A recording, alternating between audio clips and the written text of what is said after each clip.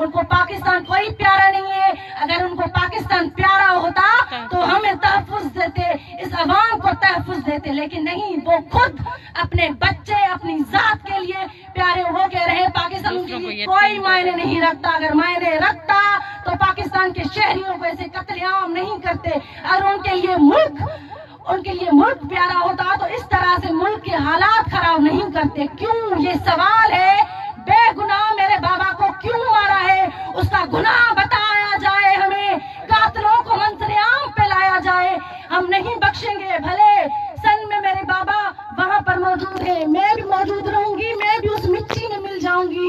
ये ना सोचे उसके इदारे पंजाब का कोई आके सिंध में लगाते हैं, फिर कोई भी ना सोचे कि हम चुप करके बैठेंगे। भले माई जिंदों की तरह हम भी जाने देंगे, अपना नजराना देंगे, अपने वतन के लिए देंगे, अपने लोगों के लिए देंगे। हम बेगुनाह है, हमने सिर्फ बात की है अपने हक की और कुछ नहीं जा रहे। एसपी साहब आए, गांधी साहब की मेहरबानी, उन्होंने कॉल करके उसको बुलाया, उसकी मेहरबानी, लेकिन फिर भी बात वहीं पर अड़ी है कि जो FIR आप चाह रहे हैं वो नहीं काटेंगे।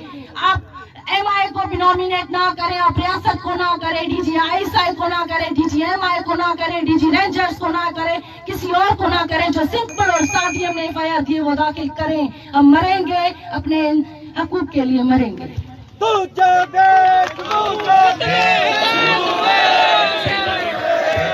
फरियाद थी और उसकी ये अपनी दुख की कथा थी।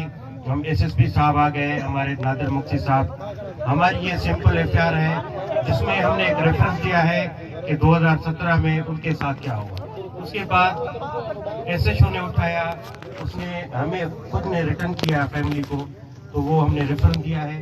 मगर हमारे पास नॉमिनेट वही कर रहे हैं जो CCTV मौजूद हैं और जो उसकी बेटी है, जो उसका बेटा है, वो आई विटनेस है।